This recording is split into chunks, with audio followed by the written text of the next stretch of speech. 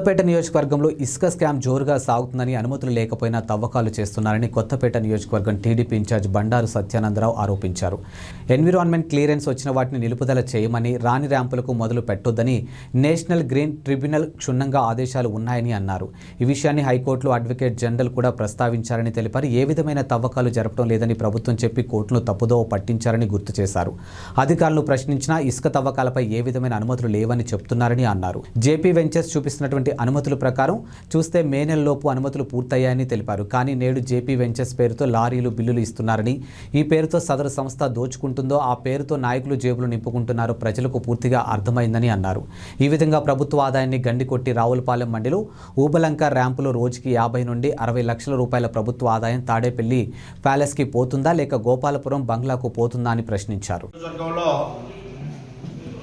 ఇసుక దోపిడీ యథేచ్ఛగా వైసీపీ నాయకులు రాబందుల్లా ఇసుకని అక్రమంగా దోచేస్తూ ఉన్నారు. గత 4 సంవత్సరాలుగా ఇసుక మట్టి అక్రమ వ్యాపారాలతో అనుమతులు ఉన్నా అనుమతులు లేకపోయినా దోపిడీ చేయడం దినచర్యగా ఈనాడు ఈ నియోజకవర్గంలో నడుస్తూ ఉంది. మరి ఈ మధ్య ఓపెనంక శాండ్ ర్యాంపులో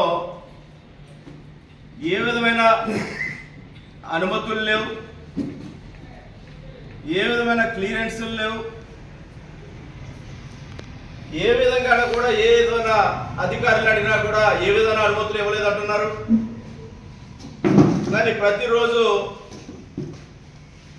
500-600 పైగా లారీలు ఇసుక అక్రమంగా రవాణా చేస్తూ ఉన్నారు. దగ్గర 50-60 లక్షల రూపాయలు మరి ప్రభుత్వ ధనం ఆదాయం మరి ఏమవుతుందో తెలియని పరిస్థితి. జేపీ వెంచర్ చూసుకుంటే మే నెలలోనే వాళ్ళకి అనుమతులు అయిపోయాయి. కానీ ఈనాడు జేపీ వెంచర్స్ పేరు మీదే బిల్లులు ఇస్తూ ఉన్నారు.